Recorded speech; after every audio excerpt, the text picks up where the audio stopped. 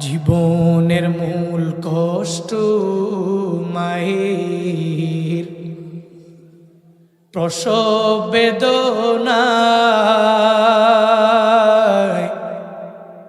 সাত আসমান সাত জমিন তখন মায়েরই মাথায়।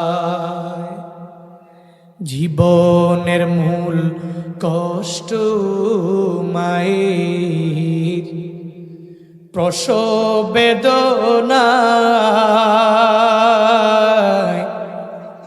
সাত আসমান সাত জমিন তখন মায়েরই মাথায়। এমন মাকে কেমনে আজি, এমন মাকে কেমনে আজি যাব আমি ভুলিয়া। ও আমার প্রাণের মা, মা গো মা, কোথায় গেলে মোরে ছাড়িয়া। জনম দুঃখী এতিম আমি, চায় না কেহ ফিরিয়া। জনম দুঃখী এতিম আমি, চায় না কেহ ফিরিয়া। আমি যখন ছিলাম আমার মায়েরই উদরে, চলাফেরা করতেন যে মায় কত কষ্ট করে। আমি যখন ছিলাম আমার মায়েরই উদরে, চলাফেরা করতেন যে মায় কত কষ্ট করে। আমার সুন্দর মুখ দেখে মায়ের, আমার সুন্দর মুখ দেখে মায়ের ব্যথা যায় দেয় হাসায়া। ও আমার প্রাণের মা, মা গো মা, কোথায় গেলে মোরে ছাড়িয়া। জনম দুঃখী এতিম আমি, চায় না কেহ ফিরিয়া। জনম দুঃখী এতিম আমি, চায় না কেহ ফিরিয়া। জনম দুঃখী এতিম আমি, চায় না কেহ ফিরিয়া। আল্লাহ পাক জানায়া দিলেন, নবী হে, মূসা নবীর মা যখন চিন্তায় পড়ে গেল, আমি আল্লাহ মূসা নবীর মায়ের অন্তরের মধ্যে ইলহামের মাধ্যমে আমি আল্লাহ মূসা নবীর মায়ের অন্তরে কথা জানায়া দিলাম। ও আওহাইনা ইলা উম্মি মূসা, আমি আল্লাহ মূসা নবীর মায়ের অন্তরে এমন একটা বিষয় প্রত্যাদেশ করলাম, এমন একটা ওহী মূসা নবীর মায়ের ভিতরে আমি আল্লাহ ঢুক দিলাম। আমি তাকে জানায়া দিলাম, এই মূসা নবীর মা, আন আরদিহি, তোমার সন্তান আসলে চিন্তা করবা না, নিশ্চিন্তায় তুমি তোমার বুকের দুধগুলো পান করাও। আল্লাহ পাক জানায়া দিলেন মূসা নবীর মায়ের অন্তরের মধ্যে আল্লাহ ইলহাম করে জানায়া দিলেন, তোমার সন্তান যখন দুনিয়া আসবে সঙ্গে সঙ্গে তুমি সন্তান ডারে 2টি বছর দুগ্ধ পান করানোর লক্ষ্যে তুমি সঙ্গে সঙ্গে দুধ পান করাইতে থাকবা, কোনো চিন্তা করবা না। তবে মনে রাখবা, এই মূসা নবীর মা, আমি আল্লাহ তোমারে জানায়া দিলাম, যখন তুমি এই চিন্তা করবা, ফাইদা খিফতি আলাই, তুমি যখন মূসা নবীর ব্যাপারে চিন্তা করবা, ফেরাউনের লোকেরা তারে মারার জন্য নিয়ে যাবে, তাকে দুনিয়া থেকে বিদায় করে দিবে। যখন ওই জল্লাদরা আসবে, যখন ওই যাত্রী চলে আসবে তোমার সন্তানটাকে দুনিয়া থেকে বিদায় করে দেওয়ার জন্য, মূসা নবীর মা চিন্তা করার দরকার নাই। ফাইদা খিফতি আলাই, যদি তুমি বিন্দু মাত্র পরিমাণে ভয় করো, ফালকিহি ফিল ইয়াম্মি, তোমার ঘরের পাশে যে নদী আছে ওই সিন্ধুকের মধ্যে মূসা নবীরে তুমি ভরবা, তোমার ছেলেটারে তুমি ঢুকাইয়া একটা সিন্ধুকে বাক্স ভরে করে তুমি নীল নদের মধ্যে ফালাইয়া দিবা। আল্লাহ বাগে ব্যাপারে মূসা নবীর মায়ের জানায়া দিলেন, ফালকিহি ফিল ইয়াম্মি ওয়ালা তাখাফি ওয়ালা তাহজানি। একজন মা হইয়া সিন্ধুকের মধ্যে বাচ্চাটাকে ওই নদীর মধ্যে ফালাইয়া দেওয়ার পরে চিন্তা হবে কি হবে না? কথা বলেন না কেন? চিন্তা হয়ে যাবে। আল্লাহ পাক বলছেন, ওয়ালা তাখাফি ওয়ালা তাহজানি ইন্না রাদ্দুহু ইলাইক ফাজাইলুহু মিনাল মুরসালিন। আল্লাহ পাক জানায়া দিলেন, চিন্তা করার দরকার নাই। ওয়ালা তাখাফি, এই মূসা নবীর মা বিন্দু মাত্র পরিমাণ ভয় পাওয়ার দরকার নাই। ওয়ালা তাহজানি, বিন্দু মাত্র পরিমাণ চিন্তা করারও আপনার কোনো দরকার নাই। আপনি যদি মনে করেন আপনার ছেলেকে সিন্ধুকে ভরে নীল নদে ফালাইয়া দেওয়ার জন্য আমি আল্লাহ আদেশ দিয়ে দিলাম, তবে এর মাঝেও আমি আল্লাহর একটা কৌশল আছে। আমি আল্লাহ আপনার ছেলেটারে সাধারণ ছেলে হিসাবে এই সিন্ধুকের মধ্যে ভরে ফালাইয়া দেওয়ার জন্য আদেশ দিলাম। ইন্না রাদ্দুহু, আল্লাহ পাক বলেন আমি আল্লাহ আপনার কাছে আপনার ছেলেটারে পাঠায়া দিব, তবে দুনিয়ার সাধারণ কোনো ব্যক্তি হিসাবে আমি আল্লাহ আপনার কাছে পাঠাবো না। আপনার ছেলে আপনার সাথে মুলাকাত করবে, আপনার ছেলে আপনার সাথে সাক্ষাৎ করবে, একজন নবী হিসাবে আপনাকে ঈশা মা বলে ডাক দিবে। সুবহানাল্লাহ। আল্লাহ পাক জানায়া দিলেন, ও মূসা নবীর মা, চিন্তা করার কোনো দরকার নাই। যদি আপনি ভয় করেন সঙ্গে সঙ্গে সিন্ধুকের মধ্যে বইরা নদীতে ফালাইয়া দিবেন। মূসা নবীর মা একটা আশ্বাস পেয়ে গেল, আমার আল্লাহ পাক ইলহামের মাধ্যমে আমার অন্তরে জানায়া দিল আমার ছেলেটাকে সিন্ধুকে ভরে নীল নদের মধ্যে ফালাইয়া দিলে কোনো অসুবিধা হবে না। আবার আল্লাহ পাক রসুলদের অন্তর্ভুক্ত বানিয়ে আমার দরবারে পাঠায়া দিবে, আমার ছেলেকে আমার আল্লাহ নবুয়ত দিয়া দিবে, আমার ছেলেকে আমার আল্লাহ খেলাফত দিয়া দিবে। এই চিন্তা নিয়ে আমার কোনো চিন্তা করে না, কোনো টেনশন মা করে না, কোনো ভয় বিন্দু মাত্র পরিমাণ মা করে না। এবার সন্তানটাকে যখন ভয় পেয়ে গেল, ফেরাউনের লোকেরাও জেনে গেল যে ওই জায়গায় একটা ছেলে দুনিয়ার মধ্যে আসছে, তারে মেরে ফেলা লাগবে। এই ভয় যখন অন্তরে ঢুকে গেল, সঙ্গে সঙ্গে মূসা নবীরে একটা সিন্ধুকের মধ্যে বইরা নীল নদের মধ্যে ফালাইয়া দিল। নীল নদে ফালাইয়া দিছে। এবার আবার মূসা নবীর একটা বড় বোন আছে, ওই বোনটারে বলে, এ মেয়ে তুমি নীল নদের পাড় দিয়া বাদ দিয়া হেঁটে যাও, আর তোমার ভাইরে দেখো, তোমার ভাই যাতে করে কোনো বিপদে পড়ে না যায়, কোন জায়গায় গিয়া ঠেকে যায়, এটা তুমি সুন্দর করে যাই না আমারে জানায়া দিবা। মূসা নবীর মা মূসা আলাইহিস সালামকে সিন্ধুকের মধ্যে ভরিয়া যখন নীল নদের মধ্যে ফালাইয়া দিল, নীল নদ দিয়া বেশে বেশে সিন্ধুক যায়। আমার আল্লাহ দেখে কি দেখে না?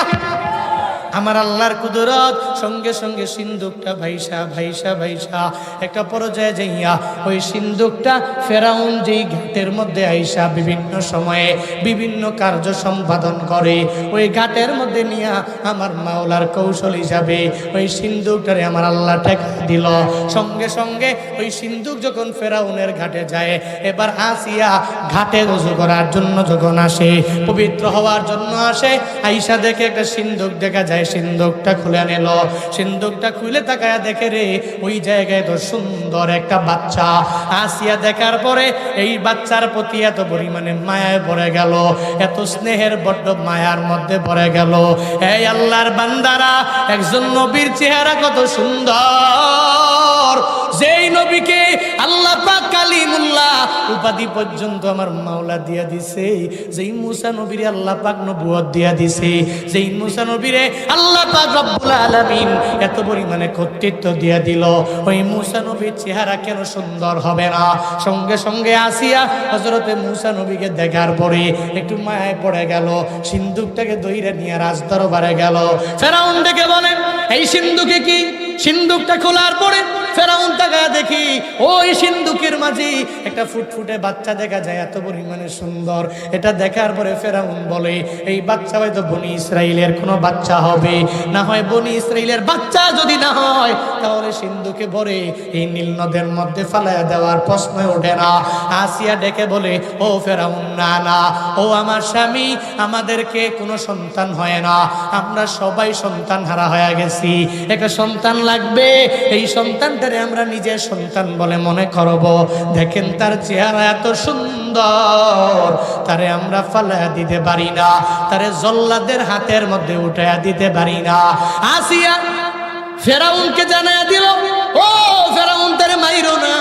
ফেরাউন ডেকে বলে, আসিয়া রে, তারে দেখে তো আমি একটু মায়ায় পড়ে গেলাম, এত সুন্দর বাচ্চা তো আমি দুনিয়ার কোথাও দেখি নাই। এবার সঙ্গে সঙ্গে এটা আমার মাওলার কৌশল, রাজ দরবারে হযরত মুসা নবী আল্লাহ পাক তার কৌশল হিসাবে মুসা নবীরে ওই ফেরাউনের রাজ দরবারে পাঠায়া দিল। এবার আসিয়া তারে দেখভাল করে, দেখাশোনা করে। এবার বুকের দুধ খাওয়ানো ছাড়া তো মুসা নবীকে বাঁচানো যাবে না। চিন্তা যখন পড়ে গেল, আসিয়া ডেকে বলে, এই সৈনিকেরা, ও রাজ দরবারের নারীরা, তোমরা এই ছেলেটারে নিয়ে যাও, এই ছেলেকে নিয়ে বাজারে যাবা, একটা ধাত্রী দেখে যেই ধাত্রীর বুকের দুধ সে পান করবে, সঙ্গে সঙ্গে ওখানে যাবা, ওই দুধ পান করে এরপরে পরে তোমরা নিয়ে আসবা, কারণ তারে বাঁচানো লাগবে, দুগ্ধ পান ছাড়া পশ্চিম গেলেও বাঁচতে পারবে না। এবার মুসা নবীরে যতই ধাত্রীর দরবারে নিয়ে যায়, ওই ধাত্রীর বুকের মধ্যে নিয়ে যখন মুখ লাগানোর জন্য চেষ্টা করে, মুসা নবী কোনো মহিলার দুধ তো পান করে না, বুকের মধ্যে মাথাটাও নেওয়া যায় না, বুকের কাছে নিজের ঠোঁটগুলাও নেওয়া যায় না। আল্লাহ পাক বলছেন, আমি আমার নবীকে অন্য কোন নারীর মাধ্যমে দুগ্ধ পান করাবো, এটা হতে পারে না রে। আমি আল্লাহ আমার মুসা নবীর জবানটাকে আমি আল্লাহ পবিত্র রাখবো, যার কারণে আমি আল্লাহ যে কোনো ধাত্রীর মাধ্যমে সে দুগ্ধ পান করবে এটা আমি মেনে নিতে পারি নাই। সঙ্গে সঙ্গে আল্লাহ তারে পরিপূর্ণ পবিত্র রাখলেন, কোনো মহিলার দুগ্ধ সে পান করে না। আসিয়া বড় টেনশনে পড়ে গেল। ওদিকে ওই যে মুসা নবীর বড় বোনটারে মায়ে পাঠাইয়া দিছে, এ মাইয়া তুমি যাও, তোমার ভাইটা কোন জায়গায় গিয়া ঠেকে যায় তুমি আমারে জানাইও। সঙ্গে সঙ্গে ওই মুসা নবীর বড় বোন তাকায়া দেখে, রে মুসা নবী যার ভয়ে সিন্ধুকে ভরে নীল নদের মধ্যে ফালাইয়া দেওয়া হলো, ওই যার ভয়ে এই নীল নদে পাঠাইয়া দিছে, ওই নীল নদে ভাইসা ওই ফেরাউনের দরবারে গিয়া উঠছে। সঙ্গে সঙ্গে মুসা নবীর বড় বোনটা ফেরাউনের রাজ দরবারে চলে গেল। যাওয়ার পরে বলে, তোমরা কি চিন্তায় পড়ে আসো? বলে, আমরা একটা সন্তান উদ্ধার করে পেয়েছি, এই সন্তানটা এত সুন্দর, তারে দুগ্ধ পান করানো লাগবে। কিন্তু যতই মহিলার কাছে নিয়ে যায়, কোনো ধাত্রীর দরবারে নিয়ে যায়, সে দুগ্ধ পান করতে রাজি হয় না। এই মেয়েরে, তোমার কাছে সন্তান থাকলে একজন ধাত্রীর সন্তান তুমি দিও। মুসা নবীর বোনের কাছে বলে। এবার সঙ্গে সঙ্গে মুসা নবীর বোন চিন্তা ভাবনা করে, একটা সুবর্ণ সুযোগ আমার হয়ে গেল, আমার মায়েরে আমি নিয়ে আসবো। আসিয়ারে ডেকে বলে, ও আসিয়া, এই সন্তানের মায়ায় তুমি পড়ে গেলা, এই সন্তান যদি দুনিয়া থেকে বিদায় হয়ে যায়, দুগ্ধপান না করে রিজিকের তাড়নায় পড়ে মারা যাবে। আসিয়ারে, আমার সন্তানে এই ছেলের শুভাকাঙ্ক্ষী একজন আছে, ওই মহিলাটাকে আমি আনবো, ওই মহিলাটা আসবে, দেখবা কোনো একটা রুম দিয়া দিলে ওই গুরুফাতে ঢুকে কামড়ায় ঢুকে মহিলার বুকের মধ্যে নিয়ে গেলে অটোমেটিক্যালি দুধ পান করতে পারবে। আসিয়াকে বলার পরে সঙ্গে সঙ্গে জানায়া দিল, যাও, এই মেয়েরে, তুমি আমার সন্তানটারে বাঁচায় রাখার জন্য একজন মহিলারে তুমি নিযুক্ত করে দাও। সঙ্গে সঙ্গে চলে গেল, আর মুসা নবীর মায়েরে নিয়ে আসা হলো। মুসা নবী মায়েরে পাইয়া যখন একটা কামরায় ঢুকায় দেয়, নিজের মায়ের দুধ পান করে এতক্ষণ পর্যন্ত কোনো ধাত্রীর দুগ্ধ পান করে না, কোনো ধাত্রীর বুকের বরাবর নেওয়া যায় না। কিন্তু এখন তো কেমন জানি হয়ে গেল, এই মহিলাটা আসার পরে দুগ্ধ পান করে। আসিয়া দেখে খুশি হয়ে গেল, ফেরাউনের জানাইলো। ফেরাউন এত পরিমাণে খুশি হয়ে যায়, ফেরাউন ডেকে বলে, আমার সন্তানটারে যেই মহিলা দুগ্ধপান করাইয়া এই সন্তানটাকে দুনিয়ার মধ্যে বাঁচায় রাখতে চায়, আমি চাই না রে এই মহিলাটা এই ঘর থেকে অন্য কোথায় যাবে, আমার রাজ দরবার থেকে অন্য কোথায় যায় নিজে জীবনটা জ্বালাবে।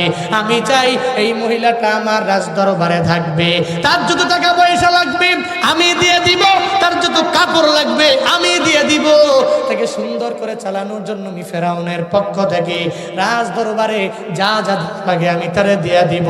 আল্লাহ কয়, আমি রবের কৌশল বান্দা, তুমি জানো নি যে ফেরাউন মূসার ভয়ে পুরা বনি ইসরাইলের মধ্যে ছড়ায়া দিল, নিযুক্ত করে দিল ধাত্রী, নিযুক্ত করে দিল জল্লাদ। ওই ফেরাউনের ঘরেই হযরতে মূসা নবী সন্তান হিসাবে বড় হয়ে যায়।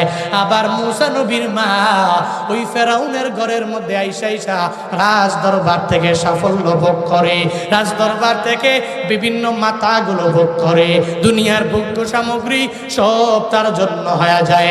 আল্লাহ কয়, তোরা পরিকল্পনা করে করে করে করে যা করতে পারবি না, আমি আল্লাহর একটা কৌশলের সাথে দুনিয়ার বড় বড় বেঈমানদের পরিকল্পনা অগ্রগামী হতে পারে না, ঠিক কিনা?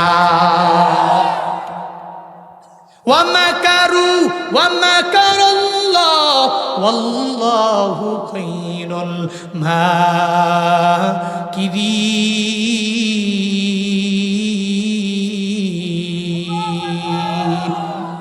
আল্লাহ পাক জানায়া দিলেন, এটা আমি রবের কৌশল, তারা চক্রান্ত করে পারবে না, তারা পরিকল্পনা করে পারবে না। যেই মূসার ভয়ে পুরো রাজ্যের মধ্যে কমান জারি করে দিল, ওই মূসাকে আমি আল্লাহ ফেরাউনের ঘরের মধ্যে আনলাম, ওই মূসাকে ওই ফেরাউনের ঘরের মধ্যে লালিত পালিত আমি আল্লাহ করলাম। হযরতে মূসা নবী যখন লালন পালন হয়ে গেল ঘরের মধ্যে, সঙ্গে সঙ্গে কয়েকদিন পরে দেখি যখন যৌবন কালে একটু ফিরে আসবে, আল্লাহ পাক রব্বুল আলামিন হযরতে মূসা নবীর হিকমত দিয়ে দিলেন, ইলম দিয়ে দিলেন। এবার সে বুঝতে পারে কে হক আর কে বাতিল, এটা পরিপূর্ণ বুঝতে যখন পারে, সে তাকায়া দেখে তার যাকে সে বাবা বলে সে তো এত পরিমাণে জালেম, বনি ইসরাইলের একটা লোকের সে দেখতে পারে না, তার বংশের লোকেরা সব বড় বড় মন্ত্রী হয়ে গেল, কিন্তু বনি ইসরাইলের উপরে মাজলুমদের উপরে এত পরিমাণে জুলুম করে, এত পরিমাণে নির্যাতন করে। এটা যখন মূসা নবী তাকায়া দেখে, নিজে মনে মনে চিন্তা করে, আমার বাবা যারে আমি বলি তার মতো জালেম কেউ নাই, এত পরিমাণে সে জালেম হয়ে গেল। আবার সে বলে, আনা রাব্বুকুমুল আলা, আমি তোমাদের বড় রব, আমারে তোমরা বড় রব বলবা, আমারে তোমরা বড় খোদা বলবা। আমি যারে বাবা বলি সে কেমন জানি। আল্লাহ তো মূসা নবীর দিলের মধ্যে হিকমত দিয়া দিছে, আল্লাহ পাক হযরতে মূসা নবীর দিলের মধ্যে জ্ঞান দিয়া দিছে, ইলম দিয়া দিছে। একদিন দুপুর বেলায় একটু বাজার করার জন্য যখন মূসা নবী রওনা, রাজ দরবারে যিনি বড় হয়ে গেল, ওনার দামটা কম না বেশি? হ্যাঁ, রাজ দরবারের পোলা, আবার ফেরাউনের পোলা, এত বড় জালেমের ছেলে যে কোনো লোক দেখলেই তো ভয় পাবে, ঠিক কিনা? অটোমেটিক ভয় পাবে। এবার চিন্তা ভাবনা করে, আমি বাজারে যাব, একা একা বাজারে গেলেন। ওই যে আল্লাহ হিকমত দিছেন, আল্লাহ পাক ইলম দিছেন, মনে রাখবেন মূসা নবীর সাথে আল্লাহ পাক যা ঘটিয়েছেন সব এগুলো রবের কৌশল, এটা রবের পরিকল্পনা। মূসা নবী দুপুরবেলা বাজারে রান্না হয়েছে, বাজারে যাওয়ার পরে দেখে দুইজন ব্যক্তির লড়াইয়ে লিপ্ত হয়েছে, ঝগড়া করতেছে, মারামারি করতেছে। পরিচয় জানতে চাইলে বলা হলো একজন হলো জালেম কিপ্তি বংশের লোক, আর একজন মজলুম বনি ইসরাইলের লোক। দুইজন, দুই বংশের লোক, একজন জালেম কিপ্তি বংশের লোক আর একজন মজলুম বনি ইসরাইলের লোক। যখন মূসা নবী পরিচয় পাইলেন, তিনি তাকায় দেখছেন যে বনি ইসরাইলের লোকটাই মজলুম, কিন্তু কিপ্তি বংশের লোকটা জালেম। সঙ্গে সঙ্গে আল্লাহ তো হিকমত তো দিয়ে দিছে, ইলম দিয়ে দিছে, মাগার নবুয়তটা না এখনো দেয় নাই, কিন্তু হিকমত তো আছে, জ্ঞান তো আছে। জালেম মাজলুমকে এতটুকু তো বুঝার মতো ক্ষমতা আল্লাহ পাক দিয়ে দিয়েছেন। এবার চিন্তা করে জালেম হয়া তুমি মাজলুমের উপরে জুলুম করো, তাকে এত আঘাত করতেছো, সঙ্গে সঙ্গে যায় এমন জোরে ঘুষি মারছে কিপ্তি বংশের লোকেরে, ঘুষি মারতে দেরি সঙ্গে সঙ্গে ওই লোক পইরা মরে গেছে। আল্লাহু আকবার পড়ে না? আরো জোরে পড়বেন না? কার কুদরত? এ মিয়া একজনের ঘুষি দিলে মরে যায়? কথা কয় না কেন? একজনে ঘুষি দিয়েছে মরে গেছে? না, মরে যায় নাই, একটু ব্যথা পাইছে, কিন্তু একেবারে মারা গেছে এরকম তো হয় না। কিন্তু মুসা নবী একটা ঘুষি মারলো, মরলো কেন? কয় কুদরত দুনিয়ার কারণ না, কুদরত আমার আল্লাহ। পড়েন না সুবহানাল্লাহ।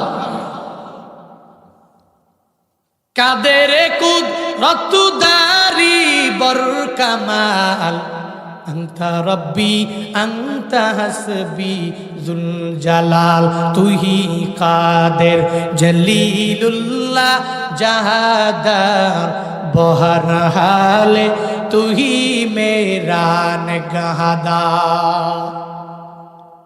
হযরত মূসা নবী জালেম কিপ্তি বংশের লোকটাকে ঘুষি মারলো, সঙ্গে সঙ্গে সে দুনিয়া থেকে বিদায় নিয়ে নিল। কে যেন মূসা নবীর আইসা বলে, মূসা রে, এই এলাকায় আর থাইকো না, এই এলাকা থেকে তুমি রওনা হয়ে যাও, কারণ এখন এই এলাকা তোমার জন্য নিরাপদ নাই। তুমি কিপ্তি বংশের লোকটাকে মারার পরে এই কিপ্তি বংশের মন্ত্রীরা তোমাকে মারার জন্য ফন্দি আটে। মূসা রে, আমি তোমার একজন শুভাকাঙ্ক্ষী বলছি, তুমি এই জায়গায় থাকতে পারো না, তুমি এই জায়গা থেকে রওনা হয়ে যাও। আল্লাহ পাক মূসা নবীরে প্রথম পরীক্ষা দিয়ে দিলেন। নিজেকে আল্লাহ মূসা নবীরে একটা বড় পরীক্ষা দেওয়ার পরেও ওই পরীক্ষার মধ্যে উত্তীর্ণ হওয়ার মতো তৌফিক আল্লাহ দিয়ে দিলেন। হযরতে মূসা নবীরে এত বড় পরীক্ষায় ফালাইয়া এরপরে 2 নাম্বার পরীক্ষার পালা। সঙ্গে সঙ্গে ওই লোকটা বলে, মূসা, আমি তোমার শুভাকাঙ্ক্ষী, এলাকায় তুমি থাকবা না, এই এলাকা থেকে তুমি দূর হয়ে যাও, এই এলাকা থেকে তুমি বিদায় হয়ে যাও। সঙ্গে সঙ্গে মূসা নবীকে বলার পরে চিন্তা ভাবনা করে, আসলেই তো এই এলাকার লোকেরা এত পরিমাণে জালেম, তাদের দরবারে আমি থাকতে পারি না। আমার মাওলার কৌশল, মূসা নবী এবার রওনা। পেটের মধ্যে ক্ষুধা নিয়া, তৃষ্ণা নিয়া, পানির তৃষ্ণা আছে, পেটের মধ্যে ক্ষুধা আছে, কোনো খাবার নাই। রওনা হয়ে গেল। কই যাবে? 2 চোখে যা দেখতে পেল রওনা হয়ে গেল, শুধু যায় আর যায়। কিন্তু প্রতিমধ্যে যাওয়ার পরে কোনো খাবার নাই, কোনো পানিও নাই। আল্লাহ পাক ব্যবস্থা করেছে, এটা ভিন্ন ব্যাপার। কোরআনে এই ব্যাপারে আল্লাহ পাক জানায় নাই, এই জন্য আমরাও বলি না। যাইতে যাইতে চলে গেলেন মূসা নবী মাদিয়ান শহরে। কি নাম? কি শহর? মাদিয়ান শহরে চলে গেলেন। মাদিয়ান শহরটা বর্তমানে হচ্ছে জর্ডান। নাম শুনছেন দেশের? জর্ডান। ওই জর্ডানের একটা সামুদ্রিক বন্দর আছে। ওই সামুদ্রিক বন্দরের অনতি দূরে, মানে কাছেই ওই জায়গার নাম মাদিয়ান। সেই মাদিয়ান মিশর থেকে কই আসছে? কথা বলো না কেন? মিশর থেকে কই? মাদিয়ান শহরে, মানে জর্ডান, বহুদূর। ওই যে একটা লোক বলছে, এই এলাকাটা তোমার জন্য নিরাপদ না, তুমি এখানে থাকতে পারো না, যাও, তুমি গমন করো, তুমি হিজরত করো। এটা বলার পরে সঙ্গে সঙ্গে একা একা রওনা হলো। মাদিয়ান শহরে গিয়ে যখন পৌঁছে, পেটেও ক্ষুধা, এত পরিমাণে তৃষ্ণা লাগছে, তাকায় দেখে সামনে একটা কূপ আছে। পড়ে না সুবহানাল্লাহ। পানির কূপ দেখা তো এবার যেই লোকটা এত পরিমাণ তৃষ্ণার্ত, যদি পানির কূপ পায়, হ্যাঁ, কি পানি পান কইরা না করে ছেড়ে দিব? পানি পান করবে, যেমনিও করো না। কূপ থেকে পানি আনার জন্য হযরতে মূসা নবী ওয়েটিং এ রইল, অপেক্ষায় রইল। আমার পানি পান করা লাগবে, তৃষ্ণায় আমি ব্যাকুল হয়ে যাচ্ছি। হযরতে মূসা নবী লাইনে দাঁড়ায় গেল। দূরে তাকায় দেখে 2টা ছোট ছোট মেয়ে তাদের পশু বালগুলো নিয়ে দাঁড়ায় আছে। মনটা কেমন জানি দুর্বল, কেমন যেন দেখলেই মনে হয় রোগা। অনেক দিন খায় নাই, কিন্তু এই লোকেরা এই ছোট্ট বাচ্চাদের প্রতি বিন্দু মাত্র পরিমাণ তাকায় না, এদেরকে নেওয়ার জন্য সাইডও দেয় না, খালি বারবার দূরে দাঁড়ায় দেয়। মূসা নবী একজন মাজলুম মানুষ, আর একটা মাজলুমের দিকে তাকাইলে অটোমেটিক মনটা কান্দে রে। যারা দুনিয়াতে জালেম, এরা তো আরেকটা ব্যক্তির খবর বুঝবে না, এরা মাজলুমের দুঃখ দুর্দশাগুলো বুঝে না। ও এলাকার ধনীরা, যারা ধনী হয়ে যাও, তোমরা তো গরিবের অবস্থাটা বুঝো না। যারা গরিব, এক গরিবে আর এক গরিবের হালাতটা বুঝে, এক ঋণী আর এক ঋণীর হালতটা পরিপূর্ণ বুঝতে পারে। কিন্তু যারা ধনী হয় এদেরকে বারবার বারবার বলার পরেও গরিবের হালতটা বুঝবে না। আল্লাহ পাক হযরতে মূসা নবীরে মাজলুম বানালেন। মাজলুম হইয়া যখন ওই কূপের পানি পান করার জন্য যখন রওনা করলো, ওই লাইনে দাঁড়ায় তাকায়া দেখে ছোট্ট দুইটা মেয়ে দাঁড়ায় আছে পানি পান করার জন্য। মূসা নবী তাদেরকে দেখে অটোমেটিক মায়া জমে গেল। সঙ্গে সঙ্গে এদের কাছে যায়, যা বলে, এই মেয়েরা তোমাদের বাড়ি কই? তোমরা এই জায়গায় কেন দাঁড়ায় রইলা? ওই দুইটা মেয়ে ডেকে বলে, আমরা তোমারে চিনি না, কই তোমার বাড়ি? এই জিন্দেগিতে তোমাকে আমরা দেখলাম না, কিন্তু আমাদেরকে কেন খোঁজ নেওয়ার জন্য তুমি এখানে আসলা? মূসা নবী কয়, তোমরা পানি পান করার জন্য আসছো, আমি এটা বুঝলাম, কিন্তু তোমাদেরকে কেন এরা দেয় না? সঙ্গে সঙ্গে ওই দুইটা মেয়ে জানায় দিল, এই রাখালের আগে নেয়, এরপরে প্রতিদিন আমাদেরকে সবার পরে পানি নেওয়ার জন্য সাইড দেয়, এর আগে এরা দেয় না, আমাদেরকে লাইনে দাঁড় করে রাখে, সবাই নেওয়ার পরে এরপরে আমাদেরকে সাইড দেয় পানি আনার জন্য। সঙ্গে সঙ্গে ওই দুইটা মেয়ে মূসা নবীর এটা বলার পরে মূসা নবী ওই দুইটা মেয়েকে লাইনে দাঁড় করায়া দিল। সব লোকদেরকে বলল, এই লোকেরা, এই দুইটা মেয়েরে তোমরা বিদায় করে দিবা না, কষ্ট দিবা না, এই দুইটা মেয়েরে আগে দিয়ে দাও, এরা ছোট মানুষ, অনেকক্ষণ যাবো তারা দাঁড়ায় থাকতে পারবে না। সঙ্গে সঙ্গে দুইটা মেয়ে চলে গেল, নিজেও পানি পান করলো, এদের পশুগুলারেও পানি পান করাইয়া এরপরে যখন রওনা হয়ে যায়, যাওয়ার পথে বাবার সাথে যখন ওই দুইটা মেয়ের মোলাকাত হয়, বাবার কাছে গিয়া বলে, বাবা রে, ওই কূপের মধ্যে আমি গিয়েছিলাম, ওই কূপে যাওয়ার পরে একটা লোক আমাদেরকে এত পরিমাণে মোহাব্বত করলো, এত পরিমাণে ভালোবাসলো, আমাদেরকে এত পরিমাণে এহসান করলো, সে লাইনে দাঁড়াইয়া আমাদেরকে পানি পান করাইয়া দিল, পশুগুলারে পানি পান করাইয়া দিল। বাবারে, ওই লোকটা অনেক পরিমাণে দামি, আমার মনে হয় কেন যেন সম্মানী। দুইটা মেয়ে যখন বাবার কাছে এই কথা বলতে লাগলো, বাবা জানাইয়া দিল, তোমরা যাও যাও, ওই লোকটারে যদি পাও, লোকটারে ধইরা আমার দরবারে নিয়ে আসবা। সঙ্গে সঙ্গে ওই দুইটা মেয়ে রওনা হয়ে গেল মূসা নবীর কাছে, যা বলে, মূসা রে, তোমাকে আমার বাবা ডাকে, আমার বাবার দরবারে তুমি যাবা। হযরতে মূসা নবী কে সঙ্গে করে লইয়া ওই মেয়েটা নিয়ে যখন তাদের বাবার দরবারে নিয়ে গেল, বাবার দরবারে যাওয়ার পরে সঙ্গে সঙ্গে এবার মূসা নবীরে জিজ্ঞাসা করে, মূসা তোমার নাম কি? বলে মূসা। বলে মূসা তোমার বাড়ি কই? বলে আমার বাড়ি মিশরে। এখানে কি করো? সব বৃত্তান্তগুলো খুলে খুলে বললেন। এবার সঙ্গে সঙ্গে উনি নিজেও জানাইয়া দিলেন, মূসারে আর কোনো চিন্তা নাই, আর ডিপ্রেশনে পড়ার কোনো প্রয়োজন নাই, এত দূর থেকে তুমি আমার মাদিয়ানে আসছো, আল্লাহ পাক আমারে এই মাদিয়ানে একজন নবী করে আমার আল্লাহ দুনিয়াতে আমারে পাঠাইছে, আমি এই মাদিয়ানে একজন নবী, আল্লাহ পাক আমারে নবুয়ত দিয়ে দিছে রে, আর কোনো চিন্তা নাই, কোনো টেনশন নাই। এই মূসা রে, নাজাউতা মিনাল কওমিজ জালিমিন, তোমার অপোজিটে যেই জালেম সম্প্রদায় আছে, ওই জালেম সম্প্রদায় হলো কিপ্তি সম্প্রদায়। ওই কিপ্তি সম্প্রদায়ের জুলুম থেকে আল্লাহ পাক রব্বুল আলামিন তোমার নাজাত দিয়ে দিছে, আর চিন্তা করার কোনো মানে নাই। সঙ্গে সঙ্গে মূসা নবীর কাছে ইচ্ছা মতো আপ্যায়ন করাইলো। আপ্যায়ন করানোর পরে সঙ্গে সঙ্গে যখন মূসা নবী এবার চলে যাওয়ার আগে ছোট্ট একটা মাইয়া বাবার আবদার জানায়, বাবারে, এই ছেলেটারে আমাদের বাড়িতে একটু রেখে দাও না, এই লোকটা অনেক ভালো লোক আমার কাছে মনে হয়, এই লোকটাকে রেখে দাও। ও আল্লাহর বান্দারা, এই লোকটাকে রেখে দেওয়ার জন্য যখন মেয়েটা বাবার কাছে আবদার জানায়, একজন বাবা হইয়া মেয়ের আবদারটা তো মানার জন্য বেকুল হয়ে যাবে।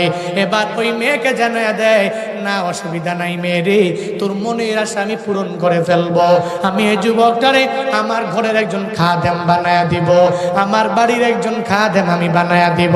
যেই লোকটাই কথা বলে তিনি দুনিয়ার কোনো সাধারণ লোক না, তিনি হযরতে শুআইব আলাইহিস সালাতু ওয়াস সালাম। কি নাম? শুআইব আলাইহিস সালাতু ওয়াস সালাম। উনি বলে, মেরে, তুই যে আমারে বলছো যে এই যুবকটারে রাখলে ভালো হবে, ঠিক আছে, তোর কথা আমি মানলাম, আমি এই যুবকটারে রাখবো। এবার সঙ্গে সঙ্গে এই যুবকটার ব্যাপারে মূসা নবীর সামনে বসে, তোমার সাথে কিছু কথা আছে আমার। কি কথা আছে বলে? এটা বলার পরে এবার মূসা নবীকে বলতেছে, আমার দুইটা মেয়ে আছে, তুমি কি চাও আমার বাড়িতে তুমি থাকবে, তোমার তো এখানে কোনো আত্মীয় স্বজন নেই, কোনো রিলেটিভ নাই, তুমি আমার বাড়িতে থাকবা। আর এই বাড়িতে থেকে তুমি 8 বছর থেকে 10 বছর একটানা আমার বাড়ির কর্মচারী হবা। এক সপ্তাহে আমি তোমার কাছে আমার একটা মেয়ে বিয়ে দিয়ে দিব। সুবহানাল্লাহ পড়ে না তো, আরো জোরে পড়বেন না? কি কইল?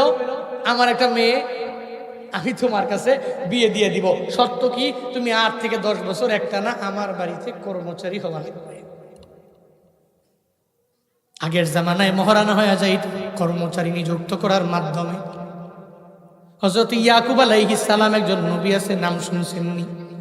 হযরত ইয়াকুব নবী শ্বশুর বাড়িতে যাওয়ার পরে প্রায় টানা 7 বছর লাগায় শ্বশুরের কর্মচারী হয়ে গেছে। এরপরে ওই ব্যক্তির মেয়েটাকে বিবাহ বন্ধনে আবদ্ধ হয়েছে। এবার সঙ্গে সঙ্গে হযরতে মূসা নবী বলল, আমি মেনে নিলাম, কোনো অসুবিধা নাই, আমি আপনার মেয়েকে বিয়ে করতে রাজি হয়েছি। আমি আপনার ঘরের মধ্যে 8 বছর আমি খাদেম হয়ে যাব, আমি কর্মচারী হয়ে যাব। আমি 10 বছর লাগাইয়া একটানা আমি কর্মচারী হয়ে যাব। সঙ্গে সঙ্গে শুআয়ব নবী বললেন, আমি আমার একটা মেয়েকে তোমার সাথে বিয়ে দিয়ে দিলাম, তুমি আমার কাছে এই শর্তে তুমি 10 বছর একটানা আমার ঘরের মধ্যে তুমি কর্মচারী থাকবা।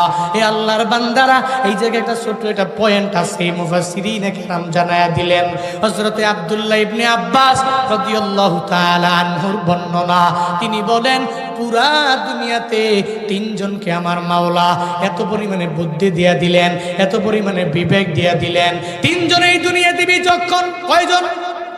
3 জন এই দুনিয়াতে আল্লাহ পাক এদেরকে বিচক্ষণতার সর্বোচ্চ মাকামের মধ্যে আল্লাহ পৌঁছায়া দিলেন। এরা এত পরিমাণে বিচক্ষণ এই 3 জনের মধ্যে।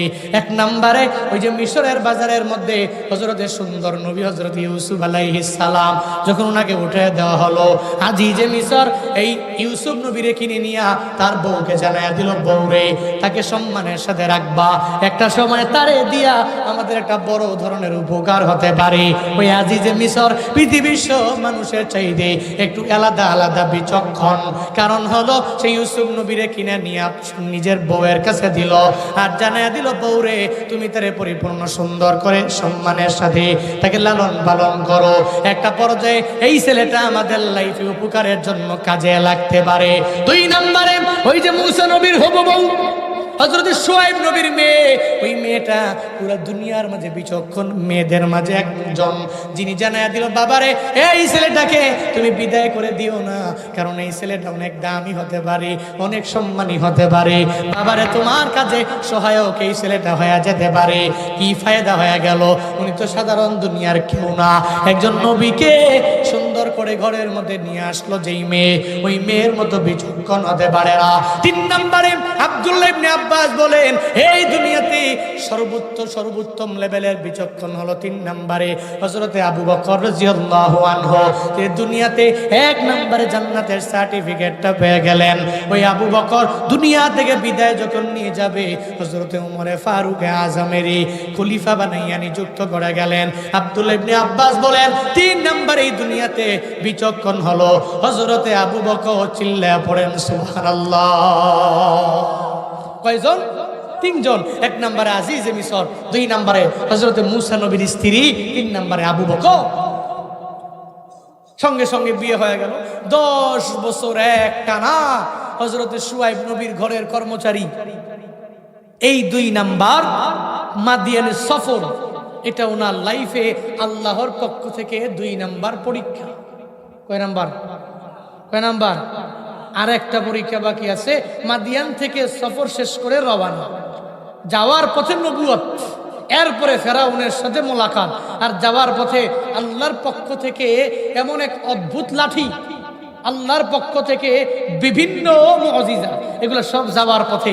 কোনো একদিন যদি আবার কখনো আসি, এই 3 নাম্বারটা বহু বড় মনে রাখবেন। আমি যে আলোচনা করছি সব কিন্তু সূরাতুত তাহা, সূরাতুল কসস, এই সূরা থেকে। মাঝে মাঝে বাড়িতে যে যদি আজাইরা থাকেন, মোবাইলটা রাইখা সূরাতুল কসস খুলবেন। সূরাতুল কসস খুলে এরপরে 30 থেকে নিয়ে 40, 50, 60 পর্যন্ত আয়াতগুলো একটু সুন্দর করে পড়বেন। দেখবেন আল্লাহ পাক রব্বুল আলামিন কত সুন্দর করে ওই আয়াতগুলোতে আল্লাহ মুসা নবীর কাহিনী বলেছেন, ঈসা নবীর কাহিনী বলেছেন, দাউদ নবীর কাহিনী বলেছেন, সুলাইমান নবীর কাহিনী বলেছেন। তবে প্রত্যেকের জন্য শিক্ষা আছে। শিক্ষা হলো ওটা আল্লাহ পাক নিজেই কোরআনের মধ্যে জানাইয়া দিয়েছেন, তোর জন্য এই কোরআনটা হলো শিক্ষা। তুই পড়বি, এখান থেকে নিয়ে নিয়া কিছু অর্জন করবি, ইলম করে করে বাস্তব জীবনে কার্যে পরিণত করবি। আল্লাহ পাক আমাদের সবাইকে চলার পথে এই কোরআনটা মেনে, কোরআন পড়ে, কোরআনের উপর আমল করে জিন্দেগি গঠন করার তৌফিক দান করেন। সকলেই বলি আমিন। আজকে থেকে নিয়ত করব, আল্লাহ পাক সবাইকে পরীক্ষা দিচ্ছে, আমারও দিতে পারে, মুসিবত আসতে পারে, বালা আসতে পারে, তবে মন ঘাবড়াবো না, আমি আল্লাহর উপরে ডিপেন্ড করে চলবো। আল্লাহ পাক আমাদের সবাইকে মুতাওয়াক্কিলিনদের অন্তর্ভুক্ত বানায়া দেন। সকলে চিল্লায় একবার করে পড়ি আমিন। আর একটু জোরে করে পড়েন আমিন। রিকোয়েস্ট আসছে, হুজুর গজল বললে খুশি হইতাম, মায়ের গজল। আচ্ছা ঠিক আছে, আজকে তো একটাও বলি নাই, যেহেতু বয়ানের এমন এক বিষয়, এই বয়ানের সাথে সংশ্লিষ্ট গজল নাই, এই জন্য এক নাগারে বয়ানের কতগুলো ধারা আছে, যেই ধারা থেকে এমন ধারা আছে ওই বয়ান করলে অটোমেটিক 2-3টা গজল অটো চলে আসে। আবার কিছু বয়ান আছে তুই সরাসরি কোরআন থেকে যায়, তখন ওখানে এখন গজল বলার সুযোগ থাকে না, পুরো বয়ানটাই তো গুছাইতে সময় চলে যায়। এরপরেও আবদার আসছে, যুবকেরা অনেক মহাব্বত করে একটা মায়ের গজল বলেই এরপরে দোয়া দিব। কষ্ট পাচ্ছেন নাকি আপনারা? কি রাগ করতেছেন নাকি আপনারা?